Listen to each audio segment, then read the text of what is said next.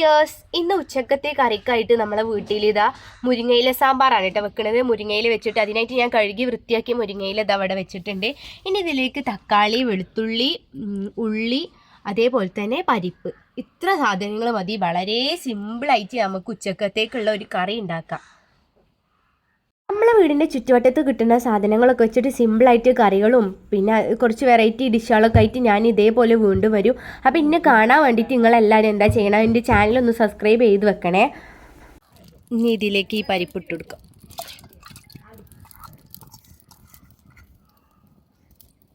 അതിൻ്റെ കൂടെ തന്നെ ഉള്ളിയും വെളുത്തുള്ളിയും തക്കാളിയും കൂടെ ഇട്ട് കൊടുക്കാം. നമ്മൾ ഈ സാമ്പാർക്ക് പുളിയൊന്നും ചേർക്കണില്ല കേട്ടോ, 2-3 തക്കാളി തന്നെ എടുത്തത്. കൂടെ തന്നെ കുറച്ച് ഉപ്പും കൂടെ ചേർത്ത് കൊടുക്കാം. അതുപോലെ തന്നെ കുറച്ച് മഞ്ഞൾപ്പൊടി.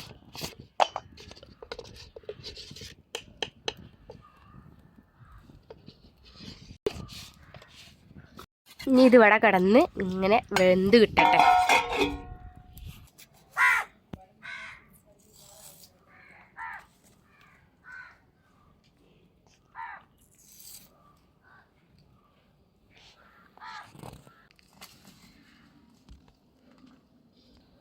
ഒരു സമയം കൊണ്ട് നമ്മളെ പരിപ്പൊക്കെ നന്നായിട്ട് വെന്ത് കിട്ടിയിട്ടുണ്ട്. തക്കാളിയൊക്കെ അതാ ഉടഞ്ഞ് വന്നിട്ടുണ്ട്. ഇനി ഇതിലേക്ക് നമുക്ക് കഴുകി വൃത്തിയാക്കി ഊരി വെച്ച ഒരു പേടിയാണ് കേട്ടോ ഞാൻ മുരിങ്ങയിൽ എടുത്തിട്ടുള്ളത്. അത് ഇട്ടുകൊടുത്തിട്ട് ഒന്ന് ഇളക്കിയെടുക്കാം.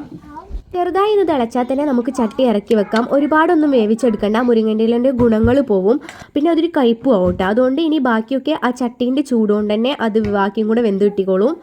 കടുക് പൊട്ടിച്ച അതേ എണ്ണയിൽ തന്നെയാണ് കുറച്ച് മുളക് പൊടിയും സാമ്പാർ പൊടിയും കൂടെ ഒന്ന് ചൂടാക്കിയിട്ട് ഇതിലേക്ക് താളിച്ച് വെച്ചത്. സിമ്പിളായിട്ടുള്ള നമ്മൾ ഒരു ഒഴിച്ചുകറി റെഡി ആയിട്ടുണ്ട്. മുരിങ്ങയിലക്കറി ഒന്നും ഇഷ്ടമില്ലാത്തവർക്ക് സാമ്പാറിൻ്റെ ടേസ്റ്റിലുള്ള ഈ ഒരു മുരിങ്ങയിലക്കറി എന്തായാലും ട്രൈ ചെയ്ത് നോക്കുക. എന്നിട്ട് അഭിപ്രായങ്ങൾ കമൻറ്റായിട്ട് അറിയിക്കാനും കൂടെ മറക്കരുത്.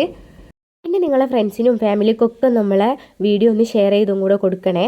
അപ്പോൾ നല്ലൊരു വീഡിയോ ആയിട്ട് വീണ്ടും വരാം. അതുവരെ എല്ലാവർക്കും ബായ്.